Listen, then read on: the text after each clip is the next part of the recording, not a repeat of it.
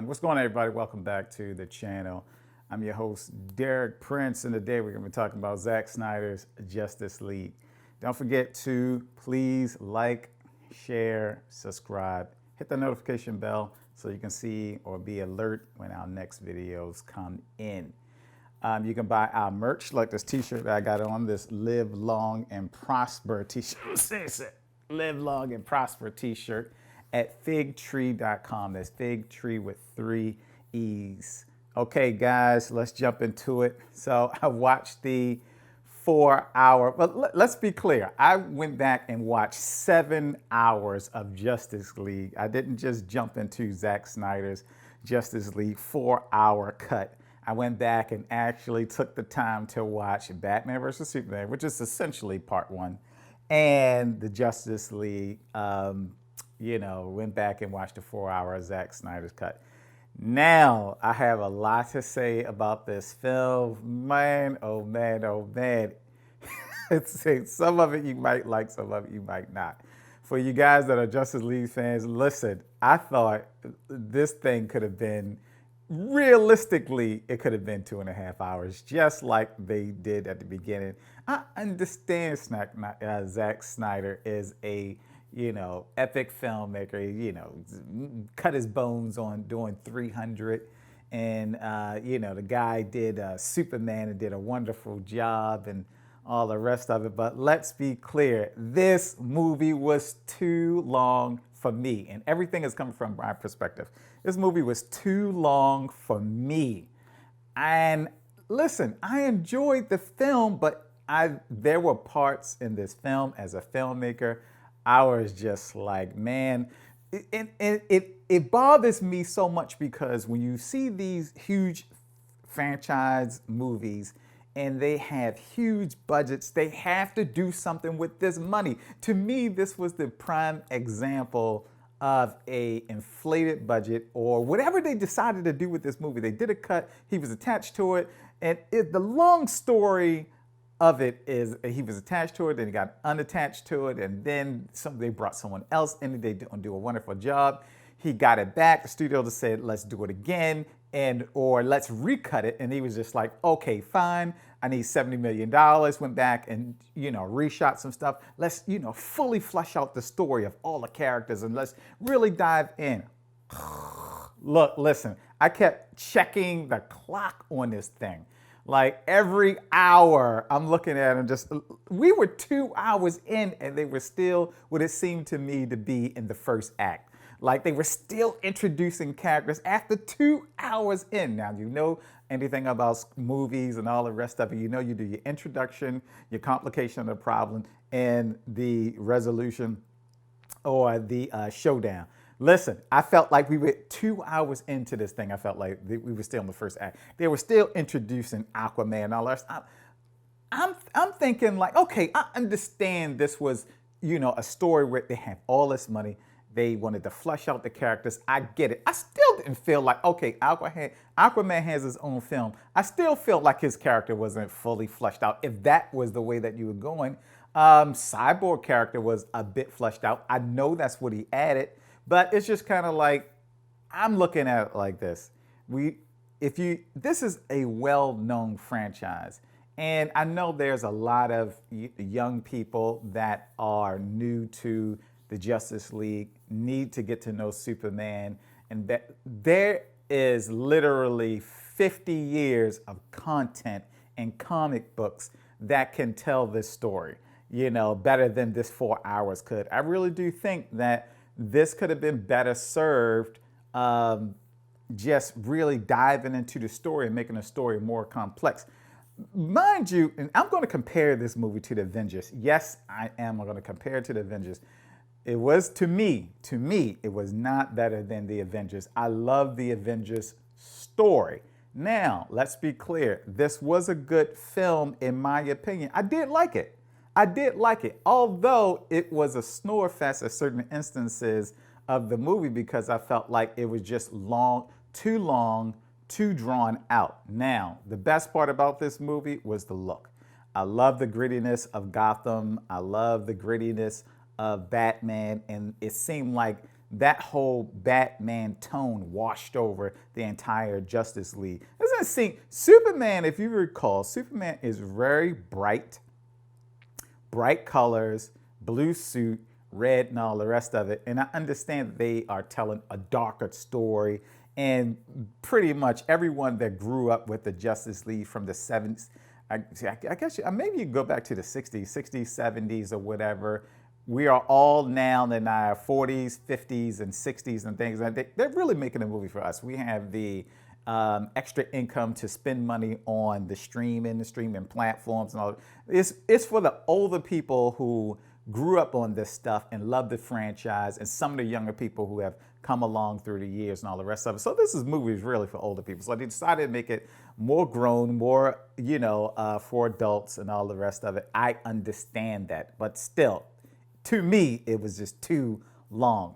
So I like the look of the film. I always like the Batman look. I always like the grittiness of Gotham and all of that. So one of the major things that got me was, I think, Steppenwolf was the villain in this movie, and he was introduced in Batman vs. Superman, and he was looking for the 3 cubes. And man, it was just kind of like, I started to get confused between the dark, and why does every super or villain or demonic villain have a demonic voice? And I'm telling you, the demonic voice in this film was like, it was too many of them. Dark-sided demonic voice. Then you turn around and, they didn't show Darkseid too much because, of course, there's going to be another part where Darkseid, they're looking for anti-life, equation that they found it on Earth, and this, subtle planet that somebody, it's a whole nother story with that or whatever. But I don't know. I mean, there is, between Thanos, and Thanos has got to be one of the most complete villains in movie history. Thanos has got to be, because I think Thanos in his mind, and this we jumping over to Marvel, I think Thanos in his mind was trying to do something good, as corrupted as it may seem. So, but Darkseid is he's trying to find anti-life. He wants to control life. He wants to end the world. He wants to, end all life on the planet. It's like he's collecting, he's doing anything good, but Thanos wanted to control time, and he wanted to reverse things, like from a love that he lost. Like Thanos had some good motives in his, warped sense of imagination, of trying to make things right or better or somehow. Darkseid just wants to, kill and control everything, which all of the super villains want to do. They want to, try to take over the world. And, these guys, they want to take over the universe. Steppenwolf owed Darkseid, I think it was like either 50,000 worlds or whatever. And he got killed trying to take over this one.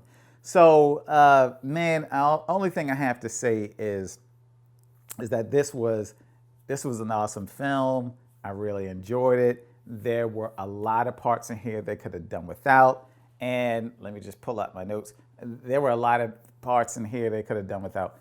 I really did think that after a while, between hearing, all the, hearing Steppenwolf and then hearing Darkseid, after a while, it's like they need to do something different with the villain voices, because the deep baritone, Darth Vader type voice is kind of played, and it's and it's not just in Marvel and in DC. It's like every, cartoon. They all have the dark, sinister voice, and maybe they need to do something other. And also, and we know this is a fictional universe, I'm having fun with this review because we do love these movies and we want to see them the best that they can be. And it's really just all fun and play. But man, it's just kind of like, I really had a difficult time distinguishing the voices after a while. They all sound the same. And if they could do something different with the voices, that would be great. I don't know what change needs to happen, but they all can't sound the same, or just, have that same sort of, deep, sinister baritone. I'm tired of it. And it's the same thing in all the movies across the platforms in Marvel and Justice League and just whatever, man. It's just the same thing over and over again. And it's kind of old at this point. And I was just waiting for them to do something different. But they did not. Now, let's get down to the nitty gritty of it. Now, I have to say that I think that the first hour and a half, and most certainly the last hour of this movie, you could just really just cut out the middle and maybe keep Cyborg's story. But everyone else, I was just like, man, it was just like, and the problem, and another problem is just, it's like when they have these huge budgets and they have all this money and they, spend all of this time shooting these elaborate scenes, it's like they have to use this stuff to justify the budget. And it's, again, it's the opposite end when big budgets get in the way of making a movie great. And sometimes on smaller budget films, they take so much away that the film winds up being anything but good because they've taken, you only have a certain amount of money to do this, a certain amount of money to do that. And this is quite the opposite. It's like you have too much money to, make these scenes and they feel like they have to use everything. And then you have a grossly inflated movie, although somewhat entertaining, can really just be a bit boring after a while because it's just more, grotesque, action and violence and all the rest of it that really doesn't serve the storyline. It's just good, fodder action for the film. And quite honestly, it didn't prop the storyline up any. And mind you, this was a very simplistic story. This story isn't difficult to follow at all, unlike the Avengers story. The Avengers story, once you throw time into the story, the Avengers story was amazing because all the time traveling loops that they had to follow. And I love time travel movies. Time travel movies, when they are done correctly, they are amazing. I've done a time travel movie myself. Time Device. It's okay. It's okay was my attempt at trying to. Don't forget, you can see our movies at davisionentertainment.com. Please support our films. But yeah, doing time travel movies is not a game, and you really have to think things out. This didn't really have a lot of time travel, and it had somewhat of a glimpse of it, but not really a lot. So, but the story was simplistic. You had Steppenwolf, who, main goal was to find the three cubes, but he was really trying to, pay back his debt to Darkseid, and basically the Super Friends were just trying to stop this guy from, getting hold of these three cubes, and it was just that. It was just that simple. And it was just a lot of action and all the rest of it and trying to prevent, and the movie was bolstered up by the backstory of pulling these guys together. And I know this is not probably, but this is the beginning of the Justice League. It's the first Justice League where they're all actually together and it's 4 hours long. And maybe, it will be another portion where Darkseid is after the anti-life and the Justice League has to come together again and fight off the evil villain. And oh man, I was just like, stop. 2 hours and a half would have been enough. I understand this is Zack Snyder's cut, and they had all of this footage that they not wanted to use, but had to use to justify it to investors.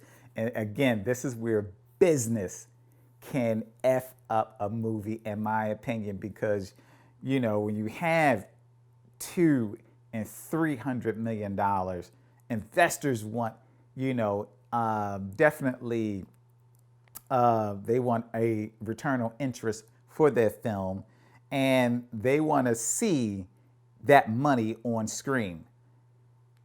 And there you have it. So, and there you have a 4-hour movie. So, but I understand Zack Snyder has a lot of pull on Hollywood, and this guy can basically say, "Hey, this is what needed to make it better." I just don't think it made it better. Flush out the cyborg story, sure. Everything else, it's like, I had me watching the clock, man. Like every hour, I'm just like, okay, I'm counting what part of the story at every hour. So at 2 hours, I'm like, still introduction to character. 2.5 hours, another character coming in. 3 hours, finally we get to, complication of problem and showdown, and this guy coming in. I don't know why. See, the way the story, the movie was over before we even found out that Darkseid wanted the anti-life, and maybe that was a continuation. And then you felt like that was, it felt like by the time we got to the showdown, like when they discovered that the anti-life was on the planet, the motive, wasn't no longer there about the three. I felt like it took away from, trying to combine the three cubes and all the rest of it. Look, listen, I know this was a continuation. I just felt like that it might have been too long. And of course, they needed to introduce, because that's the way they do, a continuation part in this movie was trying to find an anti-life and Darkseid needing to show. But they did that like the last half hour of the film, where Darkseid really came in and made his presence known and what his agenda would be for the next part. Like, man, like really 2 hours in, I think the last half hour of a 2 hour movie, they could have did that. They could have kept Cyborg. They could have taken the first hour, introduced all the characters in the first hour, because be honest, they all have their own films. We know their story. Boom. Like, we didn't,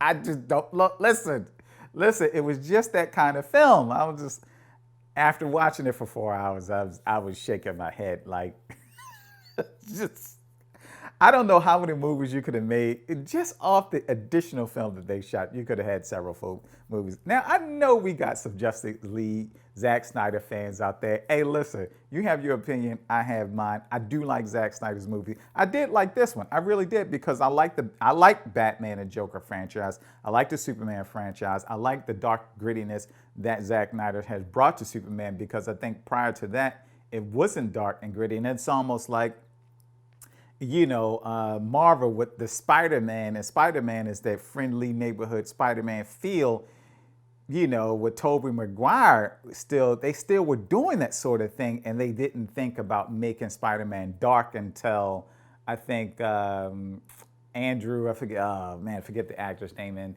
until Tobey left and they started filming again and started making Spider-Man a little bit dark. Marvel Comics seems to have a little bit more comedy than this movie. Flash brought some comedy to this movie.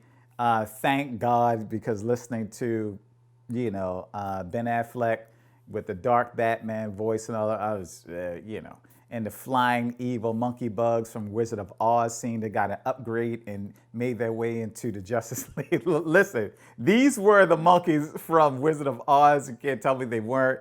They got a digital upgrade and they morphed over time, and boom, they found their way into the Justice League. Hey, listen, man, this was all fun and games. I had a great time watching it. Let them do another one. It does not need to be 4 hours long. This is really two movies shoved into one. They could have, just made it into a, 3-part series. I like the Batman Superman portion, and they did make this another movie, just a continuation, all the rest of it. It really did feel like a part 1 and part 2.